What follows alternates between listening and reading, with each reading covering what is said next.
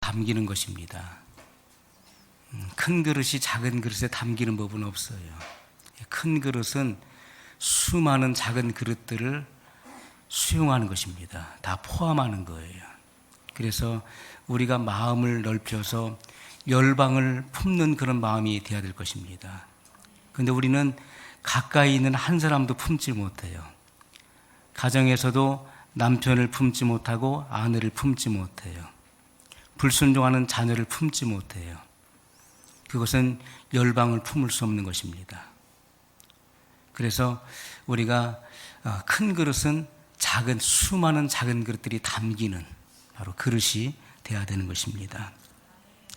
예수님은 말씀하시기를 내 속의 빛이 어둡지 아니한가 보라 이렇게 말씀하셨어요. 율법 아래 있을 때는 어둠 천지입니다. 그래서 어두운 거예요. 그러나 주님은 내 속의 빛이 어둡지 아니한가 보라. 기름이 없기 때문에 등불을 밝힐 수 없는 것입니다. 그러나 이 마지막 시대에 늦은 빛 성령의 기름이 담겨져서 7 등불을 밝힐 때, 지켜들 때 열방을 밝힐 수가 있게 되는 것입니다. 사랑엔 두려움이 없나니 온전한 사랑이 두려움을 내어 쫓느니라 이렇게 말씀했습니다. 여러분, 온전한 사랑, 바로 완전한 사랑이 두려움을 다 몰아내는 것입니다. 우리는 사랑의 실체가 되어야 돼요. 율법의 완성은 바로 사랑입니다. 예수님께서는 이 10계명을 둘로 나누셨습니다. 그것은 하나님 사랑과 이웃 사랑이었습니다. 이웃 사랑은 바로 하나님 사랑의 객관적 증거인 것입니다. 이 사랑의 실체를 말씀하셨고 우리 안에 이 사랑의 실체가 되어질 때 우리 안에 있는 모든 어둠의 세력은 나갈 수밖에 없는 것입니다. 그래서 온전한 사랑이 두려움을 내어 쫓는다 이렇게 주님은 말씀하셨던 것입니다. 여러분, 사도 요한이 성령의 감동을 통해서 깨달은 것이 있어요. 이것은 하나님의 경륜 안에 있는 이 구속사의 놀라운 이 비밀한 계시를 알게 된 것입니다. 이 구속사의 이 비밀한 계시의 핵심은 둘로 나눠지는 것이죠. 이것은 마지막 추수 때 7 교회는 바로 열방의 교회들을 의미하는 것이고 열방의 교회는 바로 하나님의 아들들과 하나님의 종들을 소출하는 이 땅의 세상 밭을 의미하는 것임을 그가 깨닫게 되었던 것입니다. 그래서 오늘 본문의 말씀에 보면은 이 우리에 든 양과 이 우리에 들지 않은 또 다른 양을 주님은 비유로 하고 있는 것입니다. 이 우리에 들지 아니한 다른 양들이 내게 있어 그들을 내게로 이끌어 한 목자 아래 있으리라고 주님은 말씀하셨던 것입니다. 그러면 이 우리에 든 양의 그 실체가 무엇이며 이 우리에 들지 아니한 다른 양 무리의 그 실체는 무엇인가에 대해서 성경은 우리에게 분명히 밝혀주고 있다는 것입니다. 여러분, 이 주님의 관심은 바로 추수에 있는 것입니다. 추수.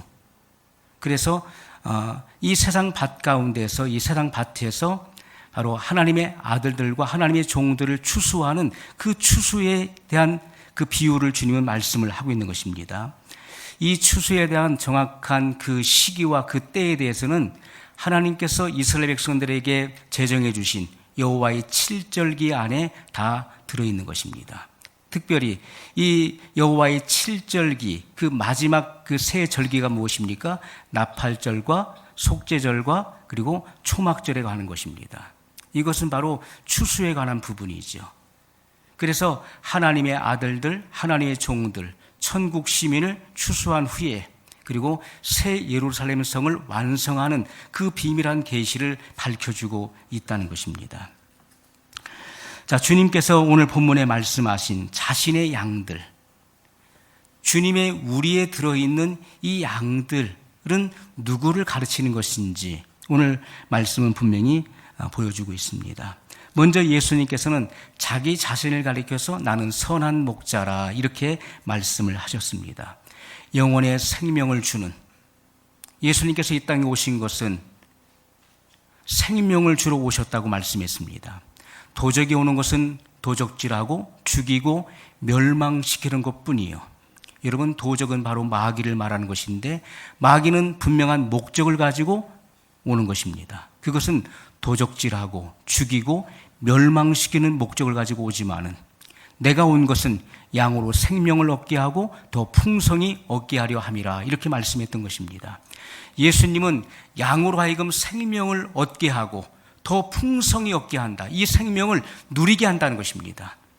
우리는 하나님의 생명 안에 감침받아야 되는 것입니다.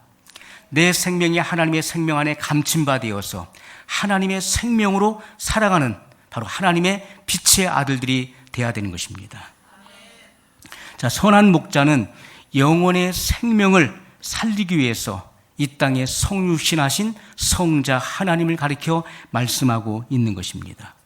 그리고 하나님께서 예수님에게 주신 그 양들을 추수해 가시는 바로 메시아인 것을 분명히 우리에게 증거하고 있다는 것이죠. 여러분, 예수님께서 이 땅에 오시기 전에 하나님께서는 먼저 율법의 선지자인 모세에게 이 율법을 먼저 제정해 주신 것입니다. 그리고 그 율법의 규례를 따라서 거기에는 제사 제도가 있었죠. 사람이 범죄하면 그 죄를 속하기 위해서 소나 양이나 염소를 끌고 와서 그 머리 위에 안수하고, 그리고 그 양을 잡아서, 짐승을 잡아서 그 피는 제단 뿔에 바르고, 그리고 제단 밑에 뿌립니다.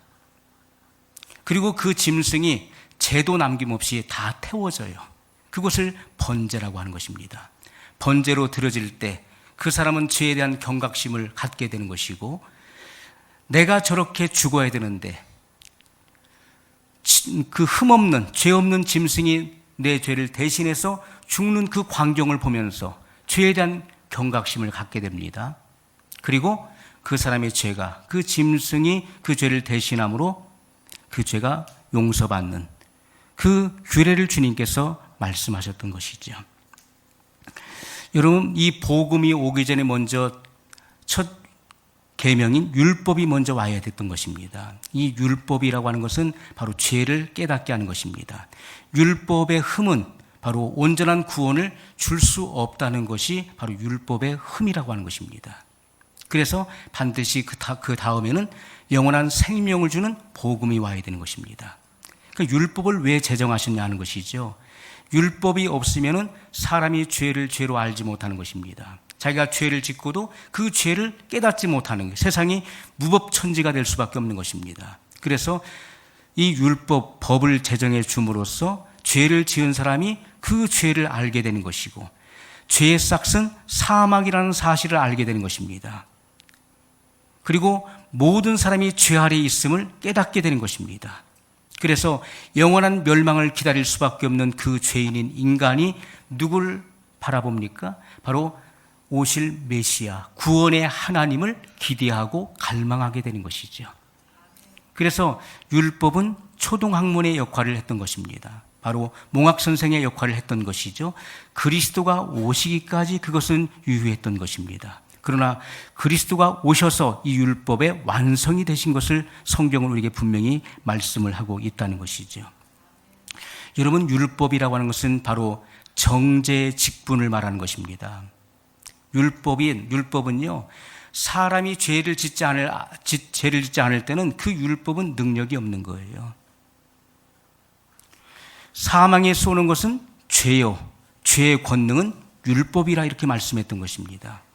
사망아, 너의 쏘는 것이 무엇이냐? 너의 이기는 것이 무엇이냐? 사망에 쏘는 것은 죄요, 죄의 권능은 율법이라. 여러분, 사람이 죄를 짓는 순간에 그 율법은 그 권능을 발휘합니다. 그 기능을 발휘해서 그 죄 지은 사람을 정죄하는 것이죠. 너는 죄인이다.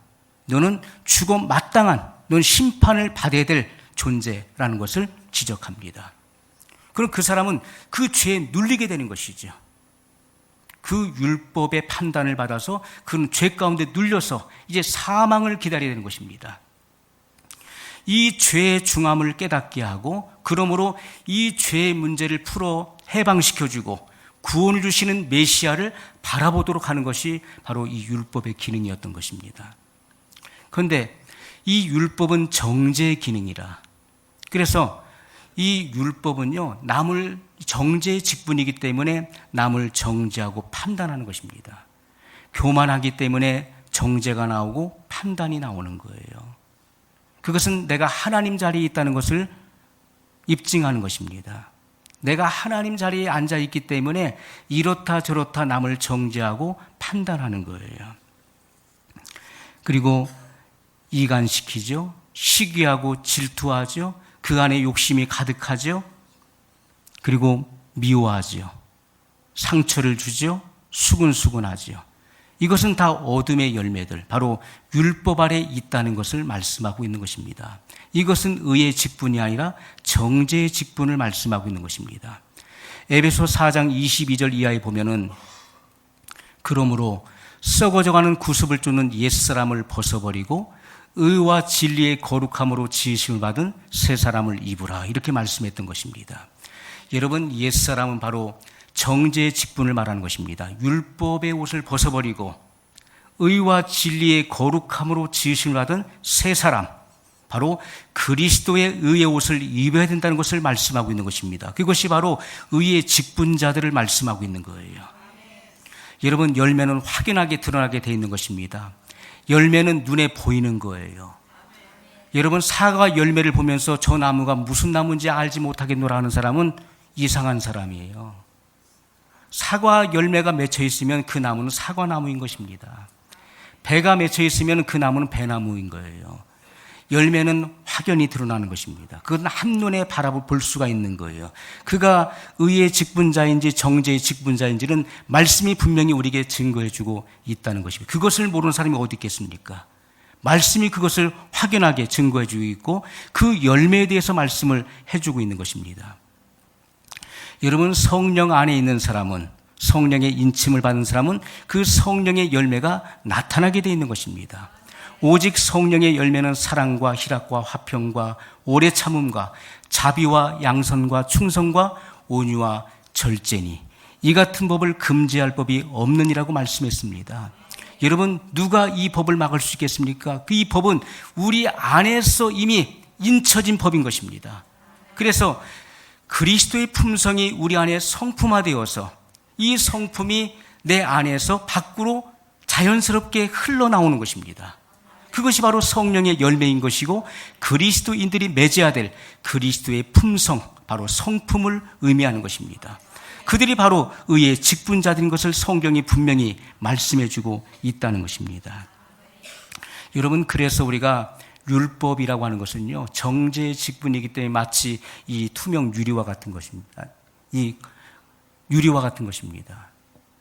저 밖을 보면요, 이 밖이 그대로 보입니다. 밖에 사물이 그대로 보여요. 그래서 남이 잘못하는 것이 그대로 보이는 거예요. 사랑은 허다한 허물을 덮는 것입니다. 사랑은 죄를 덮는 거예요. 그러나 미움은 그 허물을 들춰내는 것입니다. 유리라고 하는 것은요, 그 밖에 있는 세계를 이 안에서 그대로 보는 거예요. 예수님께서는 비판하지 말라고 말씀했습니다. 내가 비판하는 그 비판으로 내가 비판을 도로 받을 것이라고 말씀했습니다. 너의 헤아리는 그 헤아림으로 도로 헤아림을 받을 것이라고 주님은 분명히 말씀하셨습니다. 내 눈 속에는 들보는 보지 못하고 남의 눈 속에는 티를 빼려고 하는 자여, 먼저 내 눈 속에는 들보를 빼고 그 후에야 남의 눈 속에는 티를 빼게 되리라. 주님은 그렇게 말씀했던 것입니다. 여러분, 내 안에는 석가래와 같은 큰 들보가 있는데 남의 눈 속에는 티가 어떻게 그렇게 크게 보일 수가 있나요? 그것은 내가 죄에 대한 전문가라는 것을 입증하고 있는 것입니다. 그러니까 그렇게 자세히 들여다보아도 보이지 않는 그 티가, 먼지와 같은 것이 그렇게 크게 부각되어 보이는 것이 아니겠습니까? 그것은 내가 그러한 죄를 짓고 있고 그러한 죄가 내 속에 있기 때문에 남의 그 단점과 죄가 크게 드러나 보이는 것입니다. 그러므로 예수님께서는 남의 눈 속에 있는 티를 빼려고 하는 자여, 먼저 내 눈 속에 있는 들보를 빼어라. 그리고 난 이후에야 내가 남 속에 있는 그 티를 빼게 되리라. 예수님 그렇게 말씀했던 것입니다. 여러분, 은혜와 복음은 무엇입니까? 그것은 바로 거울과 같은 것입니다. 여러분이 거울 앞에 서 보십시오. 다른 세계가 보입니까? 남이 보이시나요? 그 거울 앞에서는 나 자신의 모습이 보일 뿐입니다. 그래서 나의 잘못된 것을 고치는 것입니다. 그것이 바로 자유하게 하는 율법이라고 성경은 증거하고 있습니다. 자유하게 하는 율법은 바로 복음을 의미하는 것입니다. 우리가 복음 앞에서는, 복음은 나 자신을 고치는, 바로 자유케 하는 율법이라고 말씀을 하고 있는 것이죠. 자유하게 하는 율법을 들여다보고 있는 사람은 이 정죄의 직분에서 해방되는 것입니다. 이 죄의 눌림과 이 속박에서부터 해방되는 거예요. 우리가 진리를 깨닫는 순간에 우리를 억압하고 있었던, 묶고 있었던 모든 율법의 그런 그 속박과 그 죄의 속박으로부터 우리가 자유케 되는 것입니다. 그것이 진정한 복음인 것입니다. 그것이 바로 영원한 복음을 말씀을 해주고 있는 것입니다. 여러분, 그래서 예수님께서는 새 언약의 중보자로 오셨지요. 구약의 모든 규례를 따라 이루어졌던 제사제도, 양을 잡아서 그 피가 흘려지고 그리고 번제로 드려짐으로써 사람의 죄가 속량받는 이 모든 것은 장차 이 땅에 어린 양으로 오시는 예수 그리스도를 예표했던 것입니다. 이 예표라고 하는 것은 모형을 말하는 것입니다. 그래서 구약은 장차 오실 새 언약의 중보자이신 예수님의 그림자요 예표였던 것입니다. 실제의 것은 바로 예수님께서 이 땅에 성육신에 오심으로써 그 실체를 드러내셨던 것이죠. 여러분, 새 언약의 중보자로 오셨다는 것은 바로 율법으로서는 율법은 흠이 있기 때문에 온전한 구원을 이룰 수가 없어요. 그래서 예수님께서 이제 새 언약의 중보자로 오셔서 이제 천국 복음, 이 영원한 복음의 진리를 선포해 줌으로써 그들에게 부활과 생명을 일으키는 그 영원한 생명을 준다는 것입니다. 영원한 생명을 주기 때문에, 일으키기 때문에 영원한 복음이라고 말씀을 하고 있는 것입니다. 그래서 예수님은 선한 목자예요. 왜요? 부활 생명을 일으키기 때문에, 부활 생명을 주시는 분이시기 때문에, 그래서 선한 목자라 이렇게 말씀을 하고 있다는 것입니다. 자, 예수님께서는 이 땅의 종으로 지음받은 분이 아니시고 하늘에서 오신 분이시죠. 니고데모가 예수님을 만나서 고백하기를, 제가 보니 당신은 하늘로서 내려오신 분이 틀림없습니다. 그렇지 않고서야 이 같은 일을 행할 수 없습니다. 예수님은 사람의 모양으로 이 땅에 오셨지만은 주님은 성령을 통해서 성육신하신 것입니다. 그분은 태초부터 있었던 생명의 말씀이었어요. 이 생명의 말씀이 성육신의 과정을 통해서 이 땅에 오신 것입니다. 주님은 하늘로부터 오신 분이에요. 예수님께서 오병이어 직후에 자신을 증거하시기를, 나는 하늘로서 내려온 산떡이니 이 떡을 먹는 자는 살리라. 인자의 살과 인자의 피를 마시지 아니하면 너희 속에 생명이 없느니라. 그 실체를 말씀하셨습니다. 예수님은 믿는 자에게 그의 생명을 부여하시는, 그 생명을 주시는 바로 생명의 주가 되심을 분명히 말씀하셨던 것입니다. 그래서 여러분, 새 언약의 중보자로 오셨기 때문에 예수님은 선한 목자라. 나는 선한 목자라. 나는 양을 위하여 목숨을 버리노라. 여러분, 그 누가, 어느 신이 죄인을 위해서 자기 생명을 버려 그 죄에서 구원하는 그런 신이 세상에 어디 있습니까? 오직 예수 그리스도 외에는 없는 것입니다. 그러므로 천하 인간의 예수 그리스도 이름 외에는 구원을 얻을 만한 다른 이름을 주신 일이 없다고 성경은 분명히 증거하고 있는 것입니다. 지금은 여러분 이 말씀을 변개해서 예수 그리스도 외에 다른 곳에도 구원이 있다라고 주장하지 않습니까? 예수님만이 구원의 길이냐? 산이 있는데 그 산 봉우리는 하나인데 올라가는 코스는 여러 개가 아니냐? 이 뉴에이지적인 그런 사상을 가지고 증거하는 것입니다. 그러나 성경은 그렇게 말씀하고 있지 않다는 것이지요. 천하 인간의 예수 그리스도 이름 외에는 결코 구원을 얻을 만한 다른 이름을 주신 일이 없다라고 분명히 말씀하고 있다는 것입니다. 이것이 우리에게 진리인 것입니다. 진리는 절대로 변할 수 없는 것입니다. 진리는 변화될 수 없는 거예요. 자, 예수님께서는 하나님 품에 독생하셨다가 이 땅에 성육신을 통해서 하나님의 본체를 현현하시는 분, 바로 나타내시는 분이시죠. 그래서 본래 하나님을 본 사람이 없으되 하나님 품에 독생하신 성자 하나님이 나타내셨느니라. 하나님을 본 사람이 누가 있었습니까? 그러나 예수 그리스도께서 본체, 하나님의 본체를 드러내셨어요. 그분은 바로 여호와 하나님이십니다. 이사야 9장 6절에 보면 한 아기가 우리에게 낳았고 한 아기를 우리에게 주셨는데 그의 어깨에는 정사를 메었고 그의 이름은 기묘자라, 모사라, 전능하신 하나님이라, 영존하시는 아버지라, 평강의 왕이라 할 것임이라. 여러분, 그 한 아기, 한 아들을 누구를 의미하는 것입니까? 예수 그리스도를 의미하는 것이죠. 그분이 누구십니까? 귀한 자. 그분은 귀하고 놀라우신 분이십니다. 그분 안에는 지혜가 충만한 분이시죠. 그분은 세상의 빛이 되기 위해서 이 땅에 나타나셨습니다. 하나님을 아는 지혜의 빛이요, 지식의 빛, 바로 총명의 빛이십니다. 예수님이 이 땅에 오시지 않으면 우리가 하나님을 알 수가 없는 거예요. 율법은 복음의 그림자요 예표에 불과했기 때문에 그렇습니다. 그러나 하나님 품에 독생하신 예수님께서 이 땅에 육신의 몸을 입고 오심으로 사람들의 빛이 되셨어요. 그 빛이 바로 하나님을 아는 빛입니다. 바로 지혜의 빛이요 총명의 빛, 명철의 빛을 의미하는 것입니다. 그러므로 우리는 하나님을 알게 된 것입니다. 하나님의 존재를 보여주셨어요.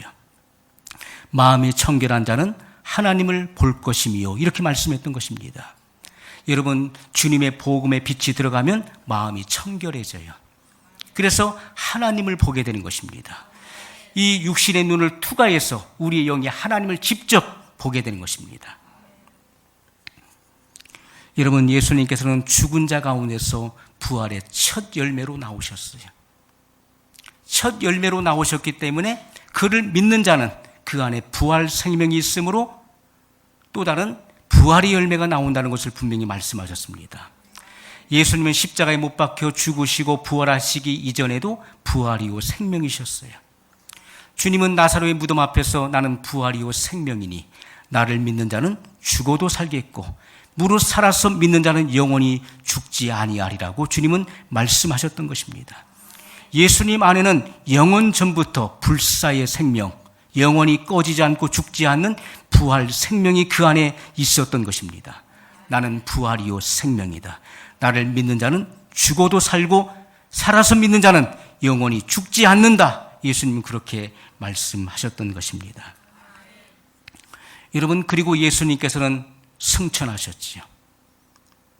부활하셔서 부활의 첫 열매가 되시고 그를 믿는 자에게 이 부활의 소망을 주신 것입니다. 그리고 이 땅에 40일간을 계시다가 하늘로 승천하셨어요. 그리고 하나님 보좌 우편에 앉으셨다. 이렇게 말씀하고 있습니다. 그러므로 그를 믿는 자들, 예수님의 생명을 받은 자들에게 주님은 하나님의 보좌로 나가는 새롭고 산 길을 열어놓으신 것입니다. 주님은 새롭고 산 길, 하나님의 하늘 보좌로 나가는 길을 열어놓으셨어요. 예수님이 이 땅에 계실 때 내가 곧 길이요 진리요 생명이라 말씀했어요. 여러분, 이 길은 바로 더 웨이를 말합니다. 이것은 오직 한 길을 말하는 거예요. 나 외에는 다른 길이 없다. 오직 예수 그리스도. 나로 말미암지 않고는 아버지께로 올 자가 없느니라. 바로 더 웨이, 오직 한 길을 예수님께서는 말씀하셨던 것입니다. 그리고 예수님께서는 이제 추수하시기 위해서 다시 오신다는 것입니다. 그때는 만왕의 왕으로 공중에 재림하실 것을 말씀하고 있어요. 그래서 하나님의 아들들을 추수하시는 것이고 지상 재림하실 때 하나님의 종들을 추수하실 것에 대한 계시의 말씀을 오늘 본문에 말씀하고 있는 것입니다. 이 우리에 들어있는 양들은 바로 하나님의 아들들을 의미하는 것이고 이 우리에 들지 않은 또 다른 양이 내게 있어 그들을 내게로 이끌어 한 목자 아래 있으리라 했던 그 다른 우리에 들어있는 양들은 하나님의 종들을 의미하는 계시인 것을 우리에게 분명히 말씀을 하고 있습니다. 그러면 예수님과 그 우리에 들어있는 그 양과의 관계가 어떤 관계냐는 것이죠. 이 우리에 들어있는 양. 주님은 분명히 말씀하시기를 나는 양을 알고 내 양도 나를 안다. 이렇게 분명히 말씀했습니다. 내가 내 양을 알고 양도 나를 아는 것이 얼만큼 압니까? 15절에 아버지께서 나를 아시고 내가 아버지를 아는 것 같으니 나는 양을 위하여 목숨을 버리노라. 여러분, 이것은 아주 긴밀한 관계를 의미하는 것인데 바로 포도나무에 비유해서 말씀하셨던 것처럼 주님은 참 포도나무이시고 하나님의 아들들은 그 나무에 붙어있는 가지로 비유하고 있는 것입니다. 이것은 한 나무를 의미하는 것입니다. 그 나무와 가지가 다르지 않습니다. 우리는 그 가지에 붙어있는 나무를 따로 구분하지 않습니다. 그것은 한 나무인 것입니다. 이것은 생명의 연합을 의미하는 것이죠. 예수님과 예수님의 우리에 들어있는 그 양들은 바로 생명의 연합 관계인 것을 분명히 말씀을 하고 있습니다. 예수님과 동일한 한 몸의 지체인 것을 분명히 말씀을 하고 있죠. 그래서 하나님의 양들, 주님의 양들은요, 이 땅에서 그 영의 구속을 받은 양자의 영을 받은 바로 하나님의 아들들인 것을 말씀하고 있습니다. 하나님의 자녀를 말씀하고 있는 것이죠. 예수님은 하나님의 독생자이시고 우리들은 양자의 영을 받은 하나님의 많은 자녀들이에요. 하나님의 많은 자녀들. 그러면 예수님과 우리의 관계는 무슨 관계입니까? 형제 관계예요. 찬송가 426장에 그 작사자가 아주 잘 기록을 해놨어요. 거기에 찬송가 날 위하여 날 위하여 이 찬송의 그 가사를 보면요, 이렇게 기록해놨습니다. 날 위하여 예수 간구하시네. 형님같이 대신하여 중한 고통 당했네. 그렇게 기록해. 우리는 이 찬송을 많이 불렀죠. 예수님께서 형님같이 대신하여 중한 고통 당했네. 너무나 의미심장한 그런 가사의 내용이죠. 그건 성경 말씀 그대로입니다. 예수님은 하나님의 독생자이시죠. 독생자. 하나님의 아들이시죠. 우리들은 양자의 영을 받은 하나님의 많은 아들들, 많은 자녀들을 의미하는 것입니다. 그러면 형제관계. 그럼 어떤 분은 그러면 이제부터는 예수님을 형님이라고 불러야 되겠네요. 그 말씀을 하는 것이 아닙니다. 이 형제관계라는 것은요, 뭘 의미합니까? 예수님은 하늘에서 오신 분이시잖아요. 하나님의 자녀들도 땅에서 난 자가 아니라 하늘에서 난 자임을 말씀하고 있는 거예요. 본 어겐. 사람이 물과 성령으로 거듭나지 아니하면 하나님 나라를 볼 수 없느니라. 하나님 나라에 들어갈 수 없다는 거예요. 그 거듭난다는 말이 본 어겐이잖아요. 이것은 다시 난다, 새로 난다, 위로부터 난다. 이것은 하늘로부터 난 자를 의미하는 것입니다. 고린도후서 5장 17절에 그런즉 누구든지 그리스도 안에 있으면 새로운 피조물이라. 이전 것은 지나갔으니 보라 새 것이 되었도다. 옛 피조물이 아닙니다. 새로운 피조물을 말씀하고 있는 거예요. 이것이 바로 하나님의 아들들, 바로 빛의 자녀들을 말씀하고 있는 것입니다. 그래서 물로 거듭난다는 것은 죄 사함의 세례를 통해서 죄 사함을 받는 세례가 먼저 이루어지고, 그 다음에 성령의 인침을 통해 성령 세례를 통해서 하나님의 아들의 명분을 받아서 바로 하나님의 자녀가 된다는 것을 말씀을 하고 있는 것이죠. 그때 우리는 새로운 피조물이 되는 것입니다. 하나님의 감탄사가 거기 있어요. 보라, 새 것이 되었도다. 새로운 피조물이라. 주님은 그렇게 증거하고 계시는 것입니다. 예수님께서 내가 내 양을 알고 양이 나를 아는 것 같이 자, 아버지께서 나를 아시고 내가 아버지를 안 것 같이 그렇게 나와 양은 그렇게 서로를 안다. 이렇게 말씀을 하고 있습니다. 이것은요, 이미 창세전부터 예수님과 우리는 한 몸의 지체로 연합되어 있었던 것을 말씀하고 있어요. 그렇기 때문에 그리스도 안에서, 창세전에 그리스도 안에서 우리를 택정하셨다라는 말씀이 나오는 것입니다. 하나님의 자녀들은 땅에 속한 자가 아니요 하늘에 속한 자들인 것을 말씀하고 있어요. 우리는 하늘에 속한 자입니다. 그래서 여러분, 이 땅에 혈과 육을 벗어버린 자, 그 정과 욕심을 십자가에 못 박은 자, 그들이 바로 하나님의 아들들이에요. 그리스도 예수의 사람들은 그 정과 욕심을 십자가에 못 박았느니라. 그렇게 성경은 우리에게 증거하고 있습니다. 육적인 몸을 이미 벗어버리고 그리스도의 할례를 받은 자들을 의미하는 것입니다. 성령의 인침을 받은 자, 성령 세례를 받은 자. 그래서 그 속에 죄의 근성들이 태워지고 오직 하나님을 사랑하는 자들을 말씀하고 있는 것입니다. 로마서 5장 8절에 우리의 소망이 부끄럽지 아니함은 하나님의 성령으로 말미암아 하나님의 사랑이 우리 마음에 부은 바 됨이니, 이렇게 말씀했습니다. 그 부어주신 성령으로 말미암아, 우리가 성령을 받을 때 그 성령 하나님께서 우리 안에 뭘 부었습니까? 하나님의 사랑을 부으신 거예요.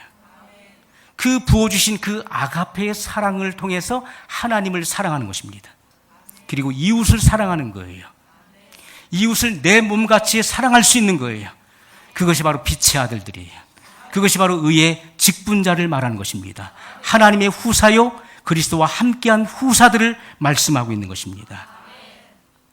하나님을 믿는다. 나는 하나님을 믿는다. 그럼 그 하나님을 믿는다? 그럼 믿음, 그 안에 아들의 영이 있다면은 그 아들의 영을 가진 그 증거가 뭐냐는 거예요. 그것은 여러분의 언행을 통해서 밝히 드러나게 되어 있는 것입니다.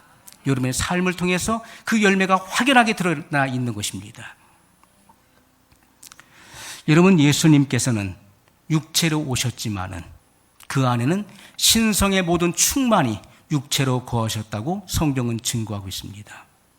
예수님은 하늘로부터 오셨기 때문에 그 속에 죄가 없는 것입니다. 죄가 없어요. 여러분, 우리가 위로부터 난 자들, 하늘로부터 난 자들은 그 속에 죄가 없어요. 죄를 짓지 않는 것입니다.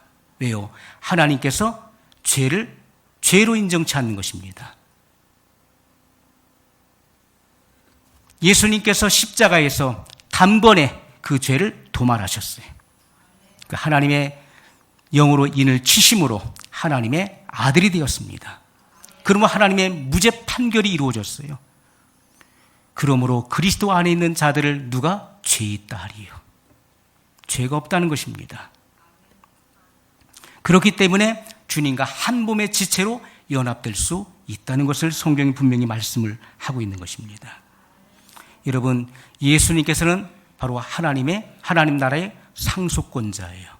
그분은 독생자, 하나님의 아들이기 때문에 하나님 나라를 상속받는 상속자인 것입니다. 그럼 우리들은 어떻습니까? 하나님의 자녀들도 그리스도와 함께한 후사이기 때문에 하나님의 나라를 상속받게 된다는 것입니다. 여러분, 이 후사라고 하는 말이 뭡니까? 왕권의 권세를 가진 바로 상속자, 하나님의 나라를 유업으로 이어받을 자를 말하는 것이지요. 그래서 하나님의 자녀들은 예수 그리스도와 함께 하나님의 나라를 유업으로 이어받을 자들을 말하는 것이고, 그리스도의 정결한 신부를 의미하는 것입니다. 그리스도와 연합된 한 몸의 지체를 말하는 것입니다. 그것을 성경은 분명히 말씀하고 있어요. 그래서 예수님과 함께 예수님의 우편 보좌, 하나님의 우편 보좌, 바로 예수님과 함께 우편 보좌에 앉게 되는 그런 영예를 얻게 되는 것입니다. 로마서 8장 15절 이하에 바울은 이렇게 증거했습니다.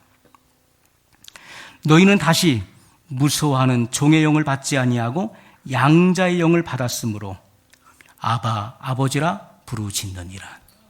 자, 이 아바라고 하는 말이 아람어죠. 아빠라고 하는 말입니다. 하나님을 가리켜서 아빠, 아버지라 부르짖느니라.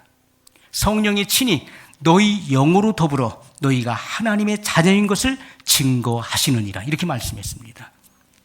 여러분, 성령의 인침을 통해서 성령이 내주하시는 사람들은 성령이 우리 영으로 더불어 우리가 하나님의 자녀인 것을 친히 증거해 주시는 것입니다. 그러므로 우리가 하나님의 후사요, 그리스도와 함께한 후사인 것을 알게 되는 것입니다. 여러분, 하나님의 후사들은 어떻습니까? 하나님의 기이한 빛에 참여하는 자들이에요. 하나님의 영광의 빛에 참여하는 자들이에요.